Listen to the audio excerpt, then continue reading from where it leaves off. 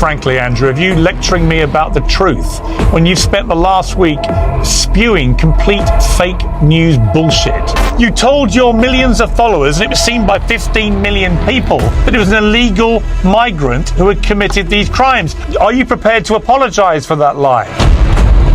Just in complete disinformation. Oh, I'm sorry, it's not okay. Sir. Did I get the wrong stabber? Oh, I apologize. Yeah, you did. Piers Morgan, of course. I got the wrong stabber. Yeah, you did. Piers, be very careful what you say.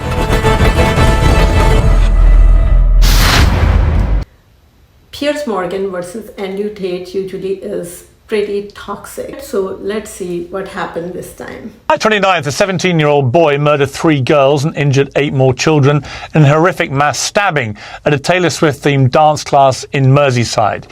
The alleged killer was born in Wales to Rwandan parents, but police did not initially confirm his identity because he's aged under 18. So in a series of recent riots in UK that became very violent and anti-Islamic because there was a misinformation that was spread by certain people, including Andrew Tate, that assailant is an illegal Muslim immigrant. In which was your response to what had happened? So an undocumented migrant decided to go into a Taylor Swift dance class today and stab 6 little girls. That's right. Somebody arrived in the UK on a boat. Nobody knew who he was. Nobody knows where he's from. The media is, of course, hiding the fact that this is a 17-year-old male. So they don't want to highlight how ridiculous it is that they allow military-aged males, combatants, to flood our shores. I don't see any protests in the UK. I don't see anybody complaining. Nobody's outside of the school. Nobody's outside the police station. The soul of the Western man is so broken that when the invaders slaughter your daughters, you do absolutely fucking nothing. Yeah, but he didn't say do peaceful protest. He definitely instigated it, and his video was very inflammatory, especially at that time if they think that it's an illegal immigrant that can really fuel everyone's emotions and can lead to violence while protest, because the true information was not out there. That when people feel like they have a voice, they're not likely to get violent. And the problem we have now is that people do not have a voice, which is why we're seeing rioting, which is why we're seeing looting, because people do not feel like there's a political solution any longer. And what I was trying to do is encourage people to stand up and make their voice heard in a peaceful way to avoid violence. Because when people feel like peaceful protests are perfectly fine, but the thing is that they became so violent. But Andrew Tate is correct here. When people feel that they don't have a voice and they are oppressed, they have a tendency to become violent because they are frustrated. So let's actually watch what he has to say. Again, you've repeated the fact this kid who has obviously now been charged with very serious crimes, including killing these 3 girls, was a migrant. He wasn't a migrant. He was born in Wales. His parents were legal immigrants from Rwanda. So he's not a migrant. He's somebody born in Wales, born in the United Kingdom. Well, first things first, it's unfair for you to say that I've had an opposite effect. What I did was point out the facts of the situation, that a 17-year-old male killed little girls. If I point out the facts of the situation, that the sky is blue, and then people go and decide to riot because I've said those things, does not mean those things are not true. That's the first thing. Secondly, yeah, but that's different. He is a very big influencer. He have a massive following. So if he's saying something, he is influencing people. A lot of people are followers. They don't think with their own mind, and they follow whatever a big influencer is saying. Majority of the people are like that.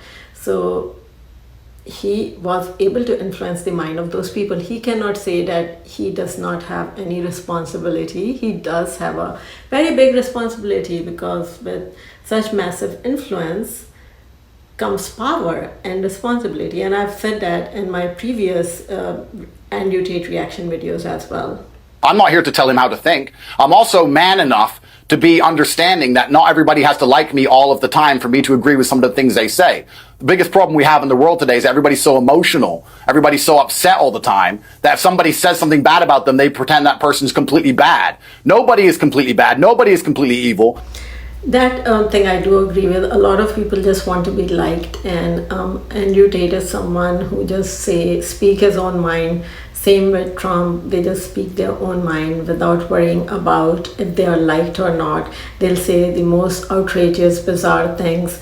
They get a lot of polarity, but those are the reasons they are so popular and famous and have such a huge following, because that make them come across as more authentic. I will say to the Muslim brothers, I will say this. We need to show the world that we are not the hateful ideology they think we are. We need to show the world that we believe in God and we trust God, and that we're going to stand up for our beliefs, and we're not going to allow ourselves to be watered down or walked all over. But we also need to understand that there's this terrible perception of us that has been painted by the Western media machine, and I like to live with love. When I tell people I'm a Muslim, I see fear in some people's eyes, and I spend a lot of time trying to talk that fear out of them. There's love in my heart. There's nothing but love in my heart for everybody. Yeah, Even I'm a woman. If I tell anyone I'm Muslim, they are not too happy about it, and a lot of time they think I'm Indian, and if they are more like accepting, and when they think I'm Hindu or Indian, but when I say no, I'm Muslim, I can see their perception change, and there's a shadow that goes over their face. So I see that, and that's understandable. I do understand where they're coming from, and that's why Muslims have to develop a different perception. They have to become more of a role model. I think there are certain things that are very good in this religion, such as discipline, assertiveness, justice. But why we need to say bye to violence? We must say bye to violence.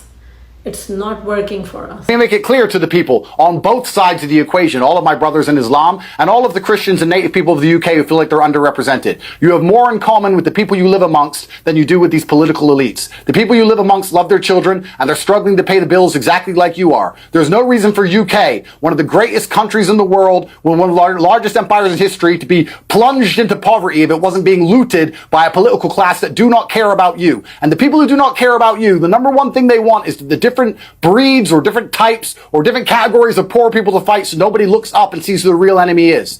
Britain can be a rich country, and it can be prosperous, and it can be safe, and it can be regulated, and the police can respond, and it can be as beautiful as a lot as the first world Islamic nation. Actually, he's speaking extreme truth. I'm just like more than 100% I agree with him. And very few people say these things because they want people to fight. If I have friends, I'm Muslim, I have Christian friends, I have Jewish friends, I have Hindu friends. So I have seen that people, they don't hate people unless they've been triggered by something else, like how these violent riots started because they thought that it's a Muslim illegal immigrant, and they get all inflamed. My Islamic brothers, and I also love every Christian, Buddhist, and Hindu. I'm a person who has no hate in his heart, and if anybody has a problem with me personally, I'm happy to speak to them about it. But all in all, I've not seen this Jewish hate that you're pretending exists. I've actually seen unlimited support. People? I've actually seen huge support from the. So he's now asking what about Jewish people? Because you did see, like, he mentioned everyone, like Buddhist, Hindu, Christian, but he didn't mention Jewish. Everybody loves their children. Everybody wants to live in peace. A lot of people talk about the idea of war, but let me promise you, Piers, I'm a person who's had a very varied life. When you see people with machetes outside your door threatening you and the police aren't answering the phone anymore, you don't want war. The Muslims want peace. The white natives of the UK, the Christians want peace. Everybody wants peace. But when you have a political class which refuse to listen to absolutely anybody, do whatever they want, grind everyone into poverty irregardless, then you're going to have some sort of uprising. And it's unfortunate that the poor people, and I call them poor, I mean the average person, is turning on the average person as opposed to turning on the rich elites who are just plundering the country. That's the truth of what's happening here. No one wants war. We all want to live in peace. We all want to have our family happy, healthy, thriving. We just have to understand the bigger picture. Who is having us all fight all the time? Like, why we can't live in peace? Earth is so big, why we are fighting all the time? If you talk to anyone, like even Andrew Tate, he is a warrior, right? He was a boxer or some kind of fighter, and he doesn't even want to fight. So who does want to fight? I really like how his brother Tristan Tate said that don't ever go to war. Whoever is deciding that you should go to war should be going to war first. Have you ever seen a very rich person or a political leader going to war. No, they decide that they are going to start war, and all the poor people go to war and fight each other, fight for their country. But like, why? There's no need for these wars. There's no need for fights.